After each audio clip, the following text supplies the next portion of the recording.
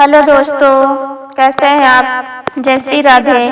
चलिए एक नई रोचक कहानी आपके लिए लेकर आई हूँ। नारियल का जन्म कैसे हुआ।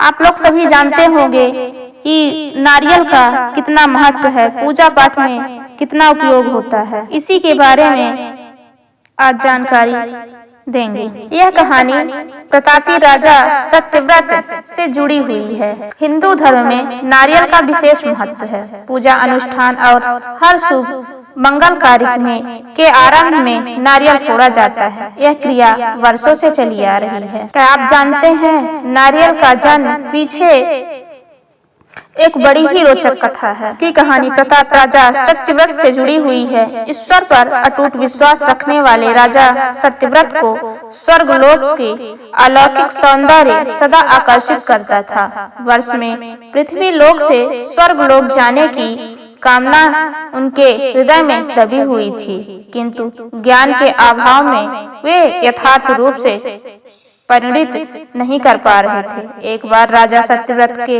राज्य में भयंकर सूखा पड़ा। इन वर्षों इस स्थिति में राजा ने धन धान्य से अपनी प्रजा को भरपूर सहायता की।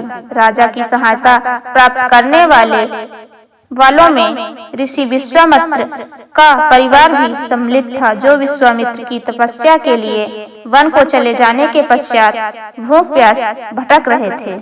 जब विश्वामित्र तपस्या से वापस आए तब राजा सत्यव्रत को भूरी भूरी प्रशंसा करते हुए उनकी पत्नी ने उन्हें बताया कि कैसे उनकी अनुपस्थिति में उपजी विषम परिस्थितियों में राजा सत्यव्रत ने उनके परिवार की सहायता की। यह सुनकर ऋषि विश्वामित्र आभार व्यक्त करने लगे। राजा सत्यव्रत के दरबार पहुँचे। राजा सत्यव्रत ने उनका स्वागत और आदर सत्कार किया। उनके आने का कारण पूछा।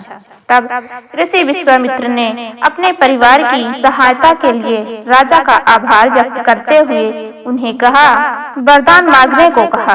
राजा सत्यव्रत ने अपने हृदय में दबी स्वर्ग जाने की कामना का वर्णन कर ऋषि विश्वामित्र से निवेदन किया कि यदि उन्हें वरदान देना ही है तो वरदान स्वरूप उन्हें स्वर्ग जाने का मार्ग बता दें। राजा को वरदान देते हुए विश्वामित्र ने अपने तेज और शक्ति से एक ऐसा मार्ग का निर्माण किया जो सीधा स्वर्ग को जाता है।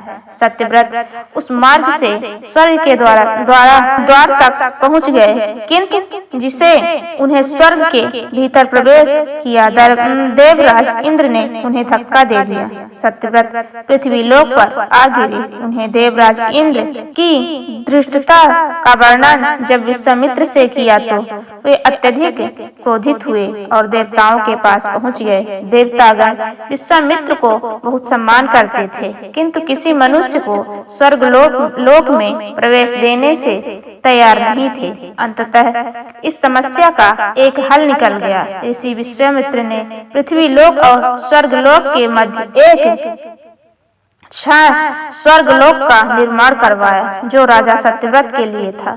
देवताओं को इनमें कोई आपत्ति नहीं थी। राजा सत्यव्रत भी प्रसन्न थे, किंतु नए स्वर्गलोक के संबंध में ऋषि विश्वामित्र चिंतित थे। उन्हें डर था कि कहीं तेज हवा के झोंके से उनका बनाया स्वर्गलोक डगमगा न जाए। ऐसे में राजा सत्यव्रत पुनः पृथ्वी पर गिर पड़ेंगे। इस समस्या का निदान करते हुए उन्होंने नवीन स्वर्गलोक का सहारा देने पृथ्वी लोक से नवीन स्वर्गलोक तक एक मजबूत खंभे का निर्माण किया। माना जाता है कि इस खंभे का तना बाद में एक पेड़ में परिवर्तित हो गया और राजा सत्यव्रत का सिर इसका फल बन गया। इस पेड़ को नारियल का पेड़ और राजा के सिर को नारियल का फल माना जाता है। यही कारण है कि नारियल के पेड़ बहुत ऊंचे होते हैं और उसके फल बहुत ऊंचाई पर लगते हैं।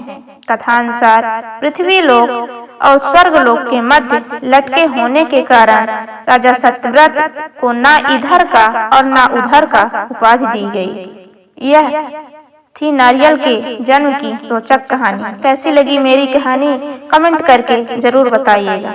धन्यवाद।